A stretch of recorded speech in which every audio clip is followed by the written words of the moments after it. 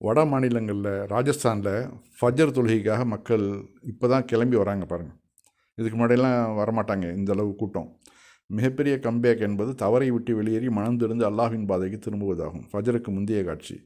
ஒரு மனிதன் கஷ்டங்களை அனுபவிக்கும் போது தான் இறைவனுடைய ஞாபகம் வருங்கிறாங்க. அது மாதிரி இந்த இந்துத்துவவாதிகள் போட்டு இப்போ டார்ச்சர் பண்ண அவங்களுக்கு என்னன்னாக்க நம்ம இறைவனை மறுத்ததுனால தான், இறைவனை 5 வேளை ஃபஜர் தொழுகைக்கெல்லாம் பள்ளிக்கு போகாததுனால தான் நமக்கு இவ்வளோ பெரிய பிரச்சனைகள் வருது அப்படின்னு சொல்லிட்டு ஒரு முடிவெடுத்து இப்போ எல்லாம் கும்பலாக ராஜஸ்தானில் ஃபஜருக்கே பள்ளிகள் நிரம்பி வழியுது. ஒரு கெட்டதில் ஒரு நல்லது நடக்குது பாருங்கள். இறைவன் விளையாட்டு இதெல்லாம். அதாவது இஸ்ரேலில் ஒரு பாலஸ்தீனியை பார்த்து ஒரு இஸ்ரேலிய இராணுவ வீரன் சொன்னால், இங்கே பார், ஜும்மாவுக்கு எப்படி கூட்டம் வரீங்களோ அது மாதிரி ஃபஜருக்கு என்றைக்கு வருதோ அன்றைக்கி தான் நீங்கள் எங்களை வெல்ல முடியும், அது வரைக்கும் எங்களை வெல்ல முடியாது அப்படின்டானா. இது பல காலமாக சொல்லப்பட்ட ஒன்று.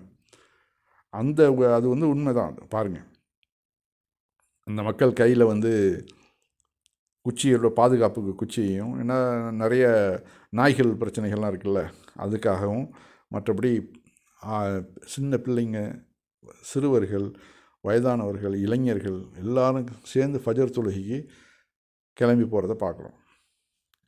இந்த நிலைமை கண்டிப்பாக இந்தியா முழுக்க உருவாச்சுனாக்க எந்த ஒரு அதாவது அரசு அதிகாரமும் நம்மளை ஒன்றும் பண்ண முடியாது. நமக்கு நம்மளுடைய நம்பிக்கை, இறை நம்பிக்கை சிறப்பாக இருந்துச்சுனாக்க நம்மளை இது மோடி என்ன, அமித்ஷா என்ன, யோகி என்ன, எத்தனை மாதிரி 1000 பேர் வந்தாலும் சரி நம்ம ஒன்றும் பண்ண முடியாது. நீங்கள் எப்போ பலகீனமாவீங்கன்னாக்க இறை நம்பிக்கையை விட்டு நீங்கள் தூரமாக போகும்போது அப்போ இறைவனுடைய பாதுகாவல் நமக்கு கிடைக்காம போயிடும். அப்போது அதுலேருந்து தான் நமக்கு தொடங்குது அழிவு காலம். அதனால் நாம் இப்போ பாலஸ்தீன்லாம் எடுத்துக்கிட்டிங்கனாக்க முன்னாடி தொழுகை, வணக்கம் அதெல்லாம் ஒன்றுமே இருக்காது அவங்கள்ட்ட. எல்லாம் அதாவது நைட் கிளப்பு, விபச்சாரம் இதெல்லாம் நிறைய பெருகி இருந்துச்சு. இந்த இஸ்ரேல் அடித்து துவம்சம் பண்ணது பிறகு அந்த மக்கள் எல்லாம் நல்லபடியாக ஆகிட்டாங்க. எல்லாரும் தொழுகையாளி ஆகிட்டாங்க. எல்லோரும் நேர்மையானவர்கள் ஆகிட்டாங்க. அதே மாதிரி நிலைமை தான் நம்ம இந்தியாவுக்கும் பின்னாடி வரப்போகுது. இந்த மாதிரி ஆட்கள்னால, இந்த இந்துத்துவாக்கள்னால இஸ்லாத்தை ஒரு துளி கூட வெளியாக்க முடியாது. அது மோகன் பகவத்தே சொல்லியிருக்காப்புல, இஸ்லாத்தை இந்த மண்ணிலேருந்து தூக்கிறதுங்கிறது எங்களுடைய குறிக்கோள் இல்லை, அது முடியவும் முடியாது அப்படின்ட்டார். அதனால் வருங்கால இந்தியா மிகச்சிறந்த இஸ்லாமியர்களை கொண்டு வரும். இனி அடுத்த தலைப்புக்கு போவோமா? தமது பார்வைகளை தாழ்த்தி கொள்ளுமாறும் தமது கற்புகளை பேணிக் கொள்ளுமாறும் நம்பிக்கை கொண்ட பெண்களுக்கு கூறுவீராக. அவர்கள் தமது அலங்காரத்தில் வெளியே திரும்புவித்தர மற்றவற்றை வெளிப்படுத்த வேண்டாம். தமது முக்காடுகளை மார்பின் மீது போட்டுக்கொள்ளட்டும். திருக்குரான் 24:31. இதன் மூலம் முகத்தை மறைக்கணும்னு குரானில் எங்கேயுமே சொல்லப்படலை இல்லையா?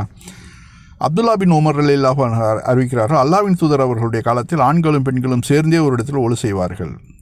புகாரி 193. ஆண்களும் பெண்களும் ஒரு இடத்துல சேர்ந்து ஒழு செய்துள்ளார்கள் என்றால் பெண்களின் முகத்தை ஆண்கள் பார்க்காமல் இருக்க முடியாது, முகத்தை மறைத்து கொண்டு ஒழு செய்ய முடியாது. ஆகவே டைரெக்டாக முகத்தை மூடி சொல்லி குர்ஆன்லேயோ ஹதீஸ்லேயோ இல்லாதனால நம்ம முகத்தை மூடணும்னு அவசியம் இல்லை. சில பேர் பாதுகாப்புக்காக மூடுறான், அது தவறு. ஏன்னா கூட்டத்திலேருந்து யாருங்கிறது தெரியணும். இப்போ பிஜேபி கூட்டத்தில் கூட ஒரு முஸ்லீம் நிறுத்தி வச்சுருக்காங்க, ஒரு ஆம்பளையை புர்ஹா போட்டு முகத்தை மூடி வச்சு நிறுத்தி வச்சுருக்கானுங்க. ஆக இது தவறாக பயன்படுத்தப்படுதா இல்லையா? அதான் நிதிஷ்குமார் நம்ம பீகார் முதல்வர் நிதிஷ்குமார் ஒரு சர்ச்சையாக இருக்குது பிரச்சனை.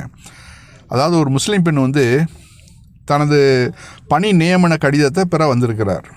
முதல்வர் நிதிஷ்குமார் தமது கைகளால் அந்த பெண்ணின் ஹிஜாபை அகற்றினார். இன்று முதல்வர் நிதிஷ்குமார் 1283 ஆயுஷ் மருத்துவர்களுக்கு ஆயுர்வேதம், ஹோமியோபதி மற்றும் யுனானி நியமன கடிதங்களை வழங்கினார்.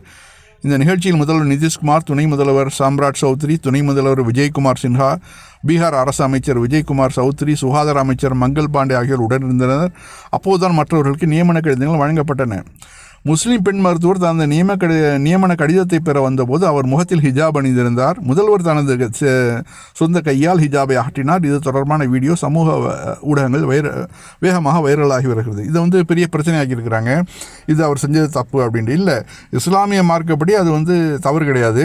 ஆனால் அந்த பெண்ணையே அவர் அகற்ற சொல்லியிருக்கலாம். இவருக்கு தன்னுடைய கையை வச்சு அதை எடுத்ததை அந்த பெண்ணை நீ முகத்தை திறந்துட்டு வாமா அப்படின்னு சொல்லியிருக்கலாம்.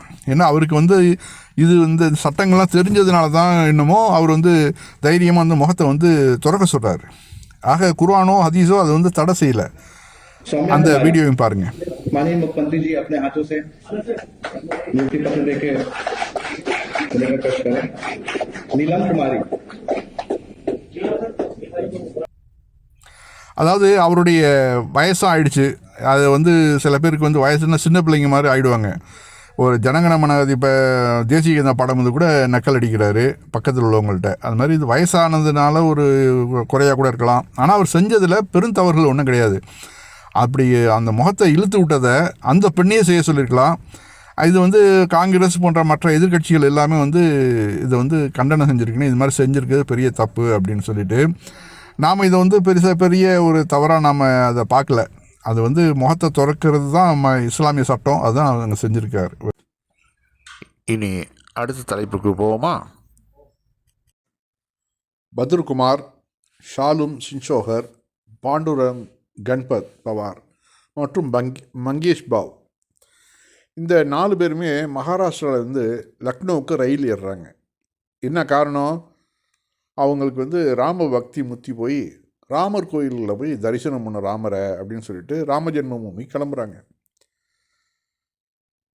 அந்த கோயிலுக்கு செல்ல அயோத்திக்கு போகிறாங்க ட்ரெயின் ஏறி.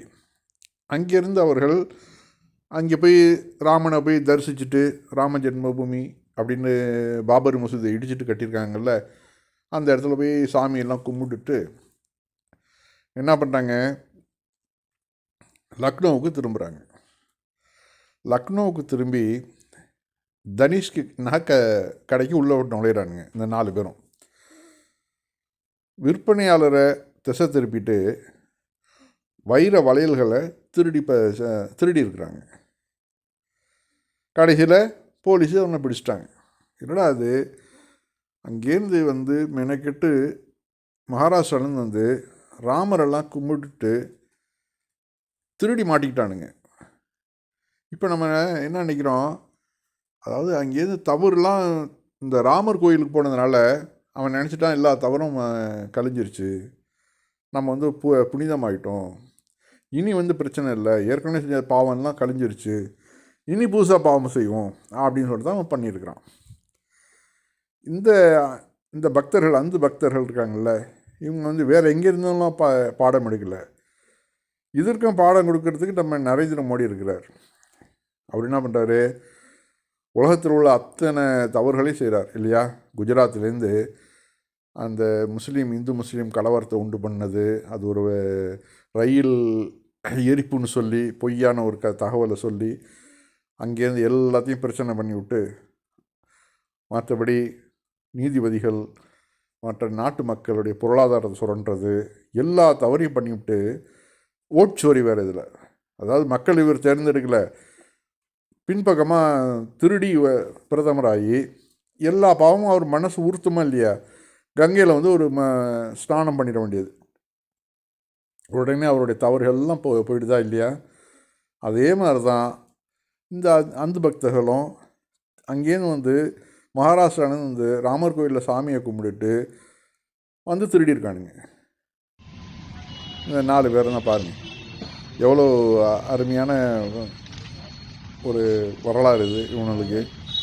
இந்த 4 பேருக்கும் இப்போ ஜெயிலில் இருக்கிறானுங்க. இதுதான் அந்த பக்தர்களுடைய வாழ்க்கை. பார்த்துக்குங்க.